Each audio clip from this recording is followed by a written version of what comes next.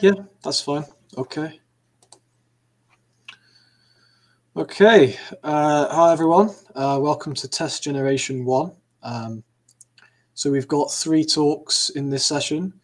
Oh, actually, I can play a video button's come up for me now, so that's fine. So we're going to start off with generating accurate assert statements for unit test cases using pre-trained transformers. So I'm going to play the video for you now, and then afterwards we'll have an opportunity for questions.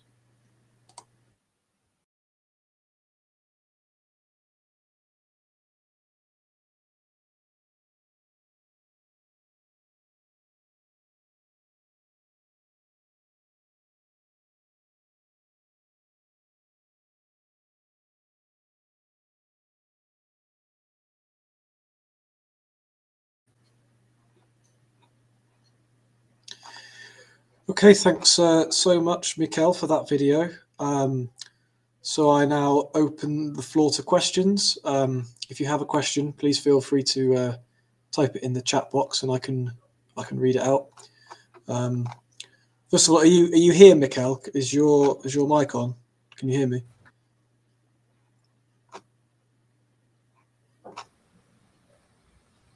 Hi. Hello. Yeah. So okay. Well, I have a question to get the ball rolling. Okay. What challenges do you foresee taking this technique that you've applied to unit tests and applying it to integration or end-to-end tests? Yeah, that's a very good question. So the challenge with integration testing, I believe, is providing the model enough context to understand the full pipeline. For example, unit test is relatively simple because you can guess the assert based mostly on the unit of code, so the focal method. However, for integration testing, you might need a sequence of multiple methods and or even more project information. And given the model limitation is mostly the input size. Currently, is 1,000 tokens. So providing all this information to the model can be challenging. So I would say that's probably the most challenging part. Okay, thank you. Okay, we have a question. Can you elaborate more on why adding new assertions would improve code coverage? Sure. So basically, the idea is that some test cases might check the basic flow, but might not check other states of the program after the invocation.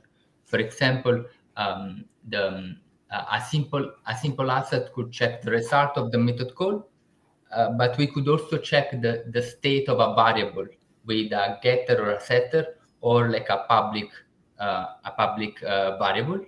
And there are also additional assets that can invoke auxiliary methods, and so we can improve code coverage on that side. Of course, it's an open debate whether you might want more assets in the same test case, or you would rather have a different test case that cover those branches. So yeah, that would be my answer for this. Yeah, can I have a follow-up? So in that case, basically the assertion also contains some like test logic, right? Because my understanding is like if you do assert, then you just basically check something. You don't even change the behavior of the test. Is it correct or no? Yeah. So so you're saying that basically assert will not change the behavior and the execution of a method, right? Yeah, of the test. Of the test, yes. So I agree that looking only for code coverage improvement might not be the only good way to evaluate this new assert. So, and some new assert might not just increase the code coverage. Basically, I think one thing that we should improve is basically looking also at mutation score, or like understanding whether we can can catch some bugs using this additional assert. But I agree with you that it's not always just about the code coverage with this new assert. Yeah, so it's very important, right? If you go beyond like unit tests, like integration tests, then the state will be really matter. Yeah. Yes, and yeah. Thank you. Thank you. Yeah, thanks for that good answer. So I invite anyone else to ask any questions if they've got them. Okay, all right, one more question from me. So for I can't remember what percentage it was. It was like 64% you said matched the developers' solutions, was that right?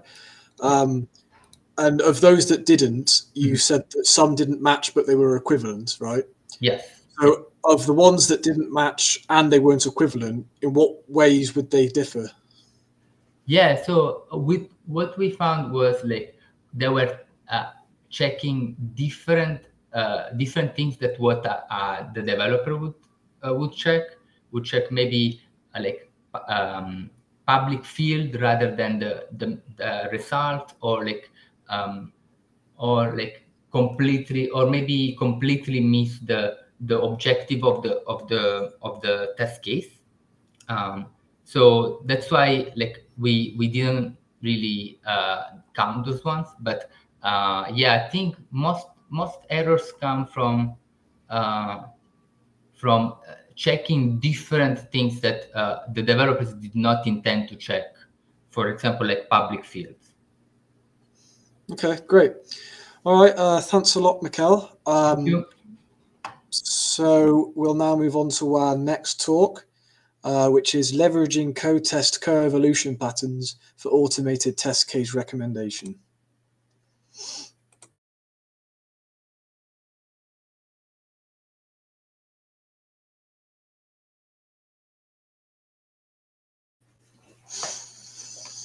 Okay, thank you so much, Samir, for that talk. So once again, I invite the room to ask any questions they might have. Okay, well, I'll get the ball rolling this again. So for your first research question, you use Co2vec and then cosine similarity to quantify the similarity between the tests that you generated and the developer written tests. So have I understood that correctly? I think you've muted yourself. I can't hear what you're saying. Yeah. Yeah. So why did you choose that approach, which may not really capture difference in semantics between tests? So, for example, you had two tests where the assertion was flipped. So an assert true was an assert false. So that's kind of like the complete opposite meaning. So why did you choose to go for something like Co2vec that just purely looks at the source code as opposed to something that might capture how the test actually works? So maybe something like mutation score. So actually, Code2vec also considers the structural similarity, and that is the part we were focusing. So that's why when they are structurally similar, the similarity score we found were more similar. Okay. So we have another question. So I noticed that some of the test cases generated by your approach differ from the developer's ones in terms of test function name. Do you have any plans to learn the developer style and preferences for naming? Yeah, actually, we just wrote it by hard-coded approach. I think I wrote it using prefix or suffix, but developers use different approaches. Yeah, we at the moment we are not capturing any semantic information from the source code, but this is just a very basic step. But we are planning to learn the semantics from the source code and other information and improve the tool.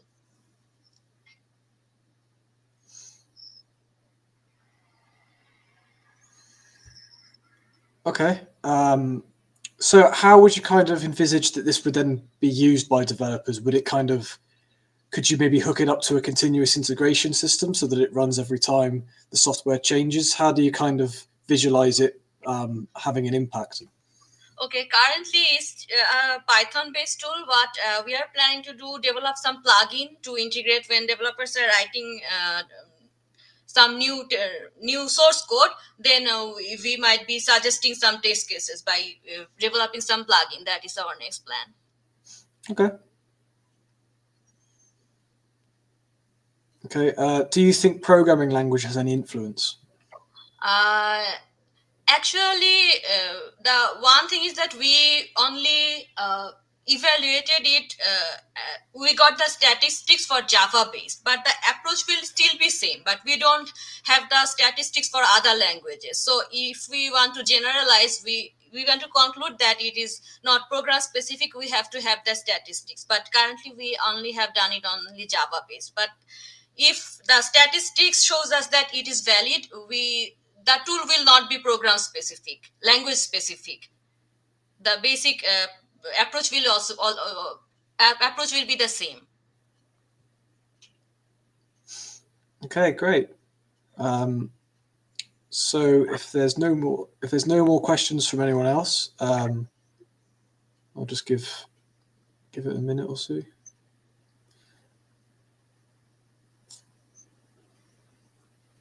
Okay. All right. Well, if there's no more questions from anyone else, we can move on to our third talk, and that is integration of test generation into simulation-based platforms and experience report.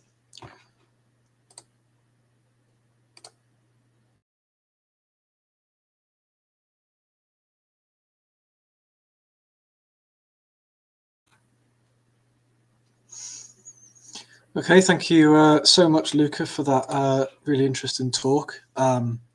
So for the last time, I'll open the floor up to questions.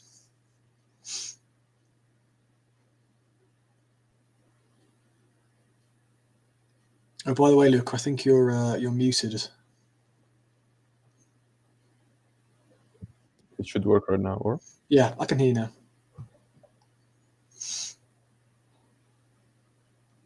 Okay, any questions for Luca?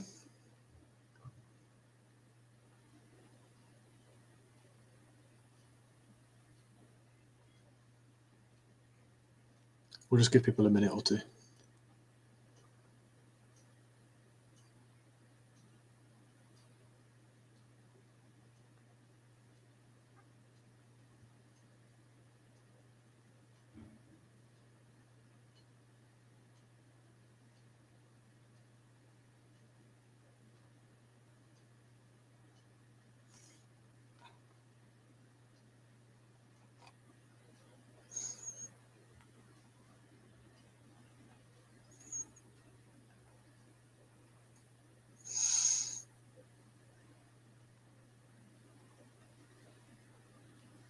Okay, well, sorry, Luca. It looks like no one's got any questions for you. I think you pretty much addressed everything in that very comprehensive talk you gave. So thank you for that.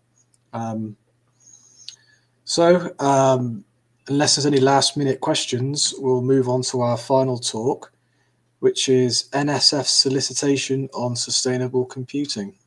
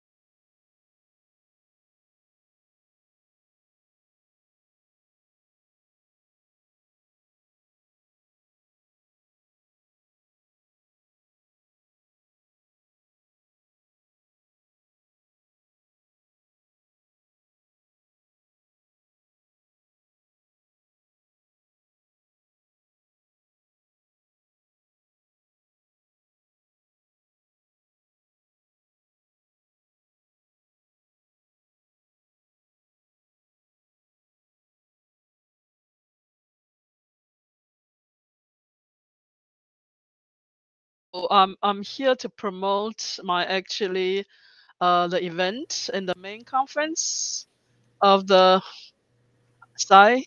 Here is the main conference. This event will be at Wednesday, May 25th. It doesn't give a time, 4:30, I think. Give me a second. It's 4:30 to 5:30. For the proposal, I don't think there's a citizenship requirement, but you do need to have a person in the US, and you could have international funding, but then you have to collaborate with somebody in the US, right? So usually are professors that in the US apply, but inside their application they can have international requests. Right, and the professor in the US doesn't have to be a citizen. Doesn't have to. So there's no citizenship requirement for the proposal. So that's to your answer.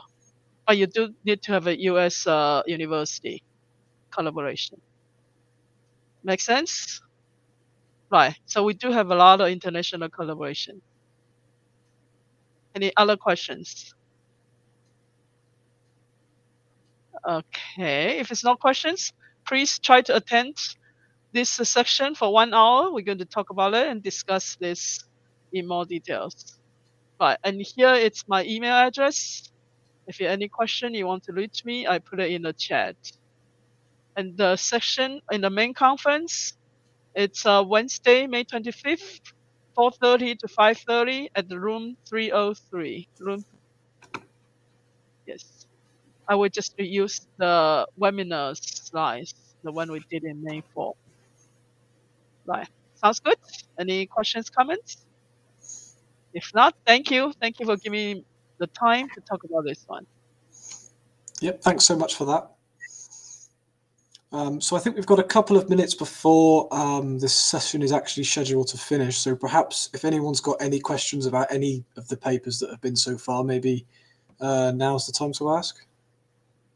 If not, then I guess we'll end the session a little early.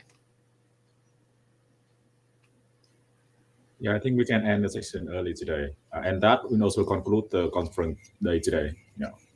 Okay, great. Okay, thanks everyone. Yep. Bye. Yeah, just a quick reminder, like tomorrow we will start at the same time. Yeah, for the second day. The program is on the website. Yeah, feel free to join. All right, so see you tomorrow. Yep, see you. Bye. Bye.